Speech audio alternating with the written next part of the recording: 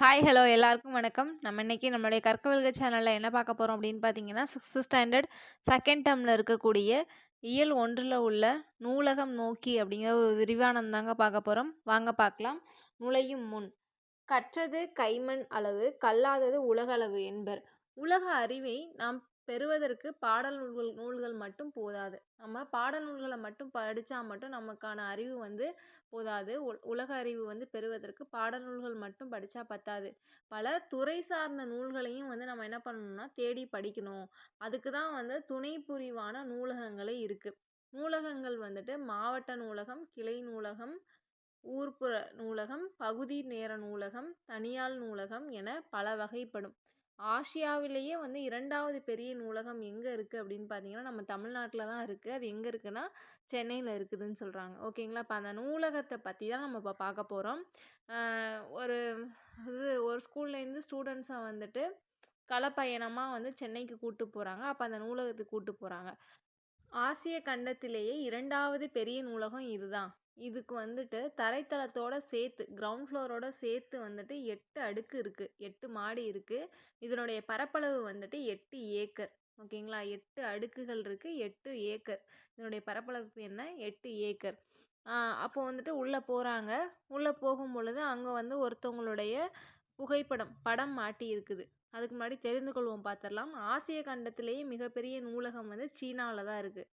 First மிகப்பெரிய நூலகம், முதல் நூலகம். 2வது நூலகம் தான் நம்மளுடைய சென்னையில இருக்குதுன்னு சொல்றாங்க. ஓகேங்களா? அங்க நூலகத்துல உள்ள போகும்பொழுது இவருடைய ஃபோட்டோ மாட்டியிருக்குது. இவர யாருன்னு ஸ்டூடெண்ட்ஸ் கேட்குறாங்க. அப்போ சொல்றாங்க, டீச்சர்ஸ் என்ன சொல்றாங்கன்னா, இவர் தான் ஈரா அரங்கநாதன். இவர் யாருன்னா ஈரா அரங்கநாதன், முனைவர் ஈரா அரங்கநாதன். நூலக விதிகளை உருவாக்குனவர் இவர் தான். இவர் இந்திய நூலகவியலின் தந்தை. இவர் யாரு? இந்திய நூலகவியலுடைய தந்தை யாருன்னு கேட்டாங்கன்னா ஈரா அரங்கநாதன் அப்படிங்கிறவர். ஓகேங்களா?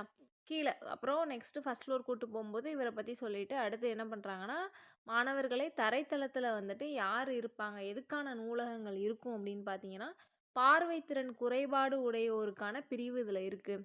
பார்வைத்திறன் குறைபாடு உள்ளவங்களுக்கான பிரிவு இருக்குது. அவங்க தொட்டு பார்த்து படிக்கிறதுக்கு பிரெய்லி நூல்கள். ஓகேங்களா? அவங்க தொட்டு பார்த்து படிக்கிறதுக்காக பிரெய்லி நூல்கள் இதில் இருக்குது. அதே மாதிரி கேட்டு அறிய ஒளி வடிவ நூல்களும் இங்கே இருக்குது. அதுக்கப்புறம் குறுந்தகடுகள் இருக்குது. குறுந்தகடுகள் வடிவில் உள்ளன. இது எல்லாமே ஒரு தகடு மாதிரி இருக்கும் இல்லைங்களா? அந்த வடிவில் இருக்குது. அவங்களுக்கு உதவி செய்கிறதுக்கான பணியாளர்களும் இங்கே இருக்கிறாங்க. இந்த மாதிரி பிரெய்லி எழுத்தில் நூல்களை உருவாக்குறதுக்கான கருவியும் இந்த நூலகத்தில் இருக்குது அப்படின்னு சொல்லிட்டு, இதுக்கு இங்கே எல்லா வசதியுமே இருக்குது அப்படின்னு சொல்லிட்டு மாணவர்களுக்கு எக்ஸ்பிளைன் பண்ணுறாங்க. அடுத்து அப்போ ஒரு கனியங்கிற பையன் சொல்கிறான், என் பக்கத்து வீட்டு அண்ணாவும் டிகிரி முடிச்சுட்டு இருக்காங்க. இவங்க இந்த மாதிரி பார்வை குறைபாடோடு இருக்காங்க. அவங்களுக்கு இந்த நூலை ஹெல்ப்ஃபுல்லாக இருக்கும், நான் போய் சொல்கிறேன் அப்படிங்கிற மாதிரி சொல்லியிருப்பான்.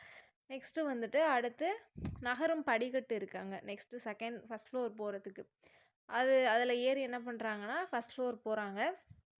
அது குழந்தைகளுக்காகவே உருவாக்கப்பட்ட ஒரு பகுதி. ஃபஸ்ட் ஃப்ளோர் யாருக்காக உருவாக்கப்பட்டதுன்னா, குழந்தைகளுக்காக உருவாக்கப்பட்டது.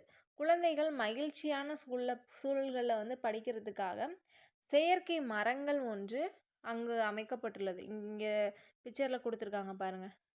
பார்க்கவே நமக்கு அழகாக இருக்கும், கவர்ச்சியாக இருக்கும். மனசுக்கு ஒரு ஒரு சந்தோஷமான ஒரு ஃபீலை கொடுக்கக்கூடிய ஒரு செயற்கை மரம் அங்கே அமைக்கப்பட்டுள்ளது. இது சிறுவர்களுக்கான ஒரு தனிப்பட்ட சிறப்பான பகுதி.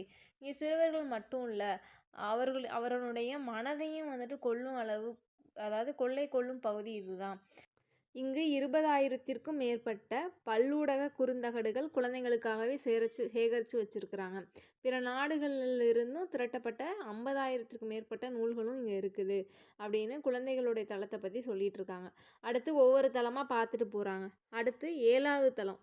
ஒவ்வொரு தளமாக பார்த்துட்டு போகும்போது 7வது தளத்தை பற்றி இந்த பாடத்தில் சொல்லியிருக்காங்க. இத்தலத்தில் அரசு கீழ்திசை சுவடிகள் நூலகம் உள்ளது. இங்கு பழமையான ஓலைச்சுவடிகள்லாம் சேர்த்து பாதுகாப்பாக வச்சுருக்கக்கூடிய தலம் தான் இது. இந்த தளத்தில் தான் வரலாறு, புவியியல், சுற்றுலா நூல்களும் இருக்குது. இதே தளத்தில் தான் என்னென்ன இருக்குது? வரலாற்று, ஹிஸ்ட்ரி, புவியியல், ஜியாகிரஃபி நூல்களும் சுற்றுலா நூல்களும் இங்கே தான் இருக்குது. அதே மாதிரி கவர்மெண்ட் எக்ஸாம்ஸ்க்கு போட்டித் தேர்வுகளுக்கு படிக்கிறதுக்கான தேவையான நூல்களும் இங்கே தான் இருக்குது. மின் நூலகம் உள்ளது. அனைத்து துறை சார்ந்த தரமான மின் நூல்களும் மின் இதழ்களும் வந்துட்டு இங்கே இருக்குது அப்படிங்கிற மாதிரி சொல்லியிருக்காங்க. ஓகேங்களா. அந்த 7வது தளத்தில் என்ன இருக்குங்கிறது கொடுத்துருப்பாங்க. நெக்ஸ்ட்டு ஃபஸ்ட்டு தரைத்தளம், முதல் தளம், இது ரெண்டும் கொடுத்துருப்பாங்க. நெக்ஸ்ட்டு கீழே பார்த்தீங்கன்னா தெளிவாக 8 தளத்துக்கானதும் கொடுத்துருக்காங்க. தெரிந்து கொள்வோம். அண்ணா நூற்றாண்டு நூலகத்தினுடைய 8 தளங்கள். தரைத்தளம் என்ன இருக்குன்னு நம்ம பார்த்தோம் இல்லைங்களா. பிரெய்லி நூல்கள் இருக்கும். அதே மாதிரி சொந்த நூல் படிப்பகம். சொந்த நூல் படிப்பகம்னா நம்ம சில புக்ஸ் எடுத்துகிட்டு வந்து இங்கே வந்து படிக்கிறதுக்கான ஒரு ஹால் மாதிரி இருக்கும். முதல் தளம் அப்படின்னா முதல் தளத்தில் என்ன இருக்குன்னா குழந்தை பிரிவு பருவ இதழ்கள் இருக்கும். ஓகேங்களா. 2ஆம் தளத்தில் வெறும் தமிழ் நூல்கள் மட்டும்தான் இருக்கும். தமிழ் நூல்கள் இருக்கக்கூடிய தளம் எத்தனாவது தளம்னு கேட்டாங்கன்னா 2ஆம் தளம். 3ஆம் தளம் பார்த்தீங்கன்னா கணினி அறிவியல் இருக்கும். Computer science. ஓகேங்களா. கணினி அறிவியல், தத்துவம், அரசியல் நூல்கள், இது 3 அதில் இருக்குது 3ஆம் தளத்தில். 4ஆம் தளத்தில்னா பொருளியல், சட்டம், வணிகவியல், கல்வி. 4ஆம் தளத்தில் 4 இருக்குது பாருங்கள். பொருளியல், சட்டம், வணிகவியல், கல்வி. 5ஆம் தளம் கணிதம், அறிவியல், மருத்துவம். 6ஆம் தளம் பொறியியல், வேளாண்மை, திரைப்படக்கலை. 7ஆம் தளத்தில் என்ன இருக்குது நமக்கு பாடத்திலே கொடுத்துருப்பாங்க. வரலாறு, சுற்றுலா, அது மாதிரி அரசு கீழ்திசை சுவடி நூலகம், பழமையான ஓலைச்சுவடிகள்லாம் இருக்கக்கூடிய தளம்னு. 8ஆம் தளத்தில் வந்து கல்வி தொலைக்காட்சி நூலகத்தினுடைய அலுவலக பிரிவு இருக்குது. மேலே 8வது ஃப்ளோரில் என்ன இருக்குது அப்படின்னா கல்வி தொலைக்காட்சி டிவி அப்படிங்கிற மாதிரி இருக்கும் போல் நூலகத்தினுடைய அலுவலக பிரிவு. ஓகேங்களா. இது உங்களுக்கு இந்த தெரிந்து கொள்வோம் இந்த 8 தளமும் உங்களுக்கு ஷார்ட்கட்டாக வேணும் அப்படின்னு நினச்சிங்கன்னா கமெண்ட் செக்ஷனில் சொல்லுங்கள். நான் இன்னொரு வீடியோ உங்களுக்கு ஷார்ட்கட்டாக போடுறேன். ஓகேங்களா. நெக்ஸ்ட்டு பார்த்தீங்கன்னா தெரிந்து கொள்வோம். இங்கே கீழே இருக்கு பாருங்கள். நூலகத்தில் படித்து உயர்நிலை அடைந்தவர்களுள் சிலர். அறிஞர் அண்ணா, ஜவஹர்லால் நேரு, அண்ணல் அம்பேத்கர், காரல் மார்க்ஸ். இந்த 4 பேரும் யாருன்னா நூலகத்தில் படித்து உயர்நிலை அடைந்தவர்கள். இந்த 4 பேர் சிலர் அப்படின்னு சொல்லிட்டு 4 பேர் கொடுத்துருக்காங்க. நெக்ஸ்ட்டு வந்துட்டு இங்கே உள்ள புத்தகங்களை நம்ம வீட்டுக்கு எடுத்துகிட்டு போகலாமா அப்படின்னு சொல்லிட்டு ஒரு பொண்ணு அவங்களுடைய டீச்சர்கிட்ட கேட்குறாங்க. இல்லை, இங்கே தான் அமர்ந்து படிக்கணும், வீட்டுக்கு எடுத்துகிட்டு போகக்கூடாது, இங்கே அதுக்கான அமைப்பு எல்லாம் குளிர்சாதன அதாவது ஏசி வசதியோடு இங்கே எல்லா ஹாலும் இருக்குது, நீங்கள் அங்கே உட்காந்து படிக்கலாம் அப்படின்னு சொல்லிட்டு சொல்கிறாங்க. அப்போ வந்துட்டு இந்த வசதியெலாம் இத்தனை வசதிகள் வந்து நூலகத்தில் உள்ளன, எங்கள் ஊரில் வந்துட்டு நூலகமே இல்லையே ஐயா அப்படின்னு சொல்லிட்டு கேட்கும்போது அதுக்கு தான் வந்து தமிழக அரசு நடமாடும் நூலகம் அப்படிங்கிற ஒரு திட்டத்தை கொண்டு வந்துச்சு அப்படின்னு சொல்கிறாங்க. இதுக்காக தான் என்ன பண்ணாங்க தமிழக அரசு நடமாடும் நூலகம் அப்படிங்கிற ஒரு திட்டத்தை கொண்டு வந்தாங்க. எங்களோட வீட்டுக்கு அருகில் கிளை நூலகங்கள் இருக்க தவறாமல் நான் பயன்படுத்துவேன் அப்படின்னு சொல்லி ஸ்டூடெண்ட் சொல்கிறாங்க. ஓகேங்களா. நெக்ஸ்ட்டு கீழே கொடுத்துருக்காங்க பாருங்கள். தெரிந்து கொள்வோம்.